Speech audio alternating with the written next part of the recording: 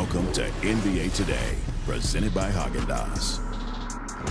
The New York Knicks, they're just 2 wins away from heading back to the conference finals for the 2nd straight season. And OG Anunoby, he is a huge reason why they're in this position, which is why it's so concerning that you see here he left last night's game with about 2.5 minutes left in the 4th quarter.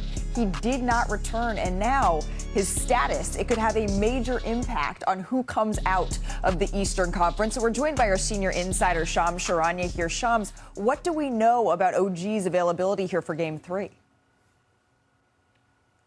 Malika, sources tell me OG Anunoby has been diagnosed with a right hamstring strain. The good news for the Knicks and Anunoby is that I'm told he has avoided a significant or serious level strain of that hamstring, and he's going to be evaluated day to day moving forward. He's actually even listed as questionable for Game 3 in Philadelphia on Friday night, just depending on the level of treatment over the next 24 hours. But there's going to always be caution when it comes to soft tissue injuries for the Knicks and Anunoby, who's been a player that has been one of the top two-way guys so far of these NBA playoffs. All right, so he's going to be listed as questionable for this Game 3 and day-to-day moving forward, but it seems like Shams, he's avoided some serious injury here, which is good news. We appreciate that update, but as Shams mentioned, you want to be careful with him because the Knicks, they have a history of not having OG Anunoby. Let's go back here to the 2024 Eastern Conference semifinals. The Knicks taking on the Pacers here in New York. They jumped out to a 2-0 series lead,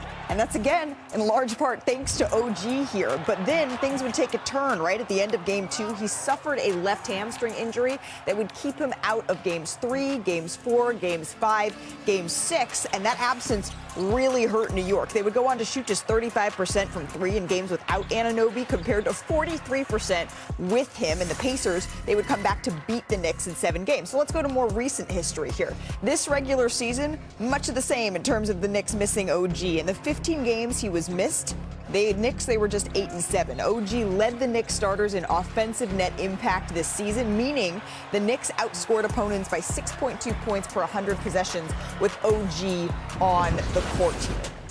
So that brings us to today's Inside the Game, powered by AWS. So AWS total leverage metric. What that means, it measures the impact that a player has on winning on offense and defense using matchups and expected field goal percentage. That's a little bit of mumbo jumbo, but this is what's important. OG has been one of the most important players this postseason, right? He ranks 2nd in total leverage among individuals remaining in the playoffs. He trails only Chet Holmgren. So OG is day-to-day here. Brian Windhorst, Kendrick Perkins. Brian, he's listed as questionable here for this Game 3. If he is going to miss time, what's that going to mean for New York? Okay, a few things about that. First off, teams typically don't 100% know when a hamstring injury because it's soft tissue. Right. Secondly, teams will do subterfuge in the playoffs. For example, in the last round, the Toronto Raptors listed Emmanuel Quickley as day-to-day and questionable with a hamstring injury. He never played in the series, okay? So also, 2 years ago, OG missed 4 games with a hamstring injury, came back in Game 7, was completely ineffective, shouldn't have come back, but whatever. Earlier this year, he had a hamstring injury, he missed 9 games. So the Knicks probably have to prepare, and let's hope that that it's not that serious and that he's able to come back. But the Knicks probably have to prepare to miss him for a little bit of time. And we know that it's important. Now, when I will say this, Perk, if you're going to have OG injured, do it when you're ahead 2-0 in the series. Right. Okay? And do it when this guy right there, that shot, Mikal Bridges is playing his best basketball of the season right now, and the Knicks overall are playing their best basketball of the season. So they have some margin for error here, and they can withstand this, but don't expect him to be fresh as a daisy anytime soon. Yeah, y'all ever seen the movie Friday? Of course. I know every line, Perk. Yeah, so you remember when Smokey Don't mess was with like, my emotions. You remember when Smokey was like, I be playing mind games with Debo, right? This is one of them situations. I feel like the New York Knicks are playing mind games with the Philadelphia 76ers when they list them day to day. Because if I'm in the front office of the New York Knicks, there's no way in hell I'm bringing them back for 3 and 4. Like, it's not no day-to-day. No, you're out. We'll see you for Game 5 if you're available and if it's not that serious. But shout out to our producers and you, Malika, for pulling up that graphic about the importance of what he means to this team and his impact on both ends of the floor. Because one could argue that he might just be the most important player in the NBA to his team's success. O'Brien was saying that he thinks he's the best two-way player left in the playoffs right now. He's playing, I think, the best basketball of his career. Right now. You know what? I can't argue with that. Now, we still got Wemby and Jaden McDaniels, but what I saw from him last night, especially when they went to that small ball lineup, he was playing the center position. And he did a damn good job at playing it. He allowed them to get out. It didn't affect them offensively. They had the space for Big Body Brunson to go to work. So again, the New York Knicks are looking like the favorite of coming out of the East. Let's be honest here, right? The Cavs, they have flaws. Detroit, right? And so when I'm looking at it, I'm saying to myself, like, hey, look, be cautious with this. Right. I wouldn't even, he wouldn't even get on the plane going to Philadelphia if it was left. I think they take a bus. Yeah, I think they might be driving. They might be driving to Philadelphia. Brian, real quick. So looking ahead to Game 3, where he is listed as questionable, but we don't know whether or not he's going to play. Who do you expect to slide into that spot if he is unable to go? Good question. So they have a couple of different ways they can go. They can go with Miles McBride and play a little smaller because Mikal Bridges can slide down to really, a lot of people think he's a 3 anyway. Yeah. And then you can start big. You can put Mitchell Robinson and Karl Towns together. But we know they're not afraid of playing the hack of Mitchell Robinson. That's true. Some of it may depend on whether or not Joel Embiid plays. They may try to figure out whether they should play small or big. So there's some ways they could go. They could play Landry Shamet too. Right. Mike Brown has some options. Yeah. But I will just say that the Knicks are in a good. Obviously, you're going to lose a player. It's never a good time. But they are playing their best basketball. Bridges has a bunch of confidence right now. They can withstand. They can withstand this. Well, not again. Yep. Not again. Stephen A. Talking Knicks, and he appears. Thank you. What's up, y'all? What's up? What's up? You're in a better mood, huh? We're just talking about the OG injury. It's not that bad. Oh, we put him in a worse mood again. Listen. Don't play him games 3 and 4. That's what Brian was saying. Don't play him games 3 and 4. Let him sit out. Worst case scenario is you coming back to the Garden tied 2-2. That's the worst case scenario. And I don't think that's going to happen. Somebody might step up. You might be able to steal one in Philadelphia. You do what you got to do to make sure OG is going to be all right because we need him to go to the finals. Yeah. We're not going to the finals without him. We need him to go to the finals. So you do everything you can to preserve everything for him. Therefore, he'll be ready for Detroit, I believe, who will beat Cleveland. I believe they'll beat Cleveland. Okay. So I'm going to need him for Detroit. We were saying that he may be the single most, when you're talking about two-way players, that he might be the best two-way player that's left in the playoffs right now. Might be. Wemby obviously has a case for that. That's right. Jaden McDaniels, Kirk was saying. And Jalen Brown is home. What Kirk and Stephen A. are saying, left field. What Kirk and Stephen A. are saying is act like a championship contender. If you got a team that's playing this well, act like you got to play 4 rounds. Act like you can withstand the loss of a key player. Well put. And hey, listen, they've won 5 games in a row. They're up 2-0. They're in great shape. But Wendy, again, we're talking about the Knicks and their fan base. Well, they're delusional. Talk how you want to. No, I know, but they need teaching. They're learning through this process on how to act like legit title contenders. You being a champion. I'm just saying, certain cities that they just. I will openly admit, we do get a bit beside ourselves. You know what I'm saying? They win a game or they win a series. Like when they beat Boston last year. Hell, I was at the Garden acting like we didn't win a championship.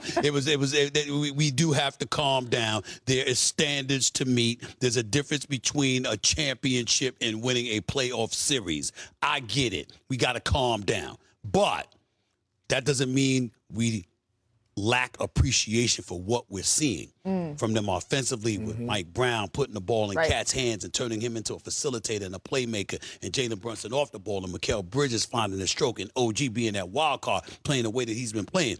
The New York Knicks are looking like a team. They've looked like a team at least over 4 games. I'm not going to say last night, but the previous 4 playoff games, they look like a team that could win the championship. But that was against Atlanta and game 1 against Philly. That's not OKC. That's not San Antonio. The best thing they got going for them is they won last night. Yeah. If they'd have lost last night, we would have had a different conversation. Now they have a margin for error. But so they need to use it. Well, let me say this. Now, we do got to highlight Big Body Brunson and what he's been doing in Philadelphia. And I ain't talking about winning the national championship. I'm talking about over the last 2 seasons. In Philly, he's damn near averaging close to 40. Like, real talk. So Well, and that's he's where they're real headed. cozy in that arena. And they love him there because of his Villanova days. So it's like another That's home why game. Joel Embiid said this is like Madison Square Garden East. You did bring up the San Antonio Spurs, Yes. and you did bring up the Minnesota Timberwolves. Yes. Let's get to those two teams because Anthony Edwards and the Y'all want me Timberwolves. I'm leaving. I'm going to leave it to y'all. Y'all need All right, y'all don't need we me. got this. Y'all got this. We This is your show, appreciate Malika. it, I know my Stephen A. place. I ain't trying to take off. I'm getting up out of here. We're going to get to a fair next Right. time here. All No right. problem. Wemby, he set the tone early in this one. He only scored a total of 11 points in game one, and he came out in this one, scored 11 points in the first 9 minutes. The majority, Perk, you were asking him to look like a big while they were in the paint. So the Spurs, they had a game plan, though, of doubling Anthony Edwards. Check out Mitch Johnson coaching them up here. Hands, get up, get up, get up. Hands, hands. Stay here, stay here. I love it. I love it. I love the passion. And you can see, like, hey, look, this is a must-win situation for us. And by the way, a lot of coaches should follow this game plan. It's a sign of respect. Get the ball out of your best player's hands and make somebody else beat us. Well, Also, when you double him, it upsets him. We've seen that. We've seen that happen over the last couple of years. well, 14 double teams. This was crazy. 8 turnovers. I ain't never seen a shot like that. Never ever seen that. He didn't. He was even already up in plan. the air when he caught the ball and shot it with a great release. Victor Wembanyama is loving it. And then, did you guys see this? The Spurs fans having a little Ant-Man raid, pest control sign. Okay. Getting clever. All right. Here's likes even it. Ant's liking it. Here's Victor Wembanyama with our George Sedano. There's obviously a lot of chatter about their experience versus your inexperience. What does a game like tonight say about that? It says we don't care. Very simple. Congratulations, Victor. You set a ton for us. Come on, man. All right, Victor, thank you.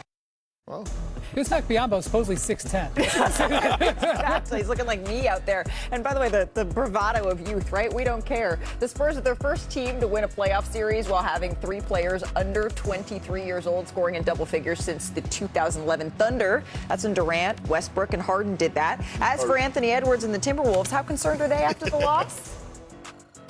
Yeah, I mean, they won by 40. I would have a lot of belief. They came out, and I feel like, I wouldn't say that we was really too comfortable. They was just a more desperate team. I think that's the term. My mama used to tell me a hard head make a soft ass, and that's what happened tonight. So, I mean, those guys, I took my hat to those guys. They came out, they played hard. They was the more desperate team, and they wanted it. A hard head. Make a soft ass. I used to get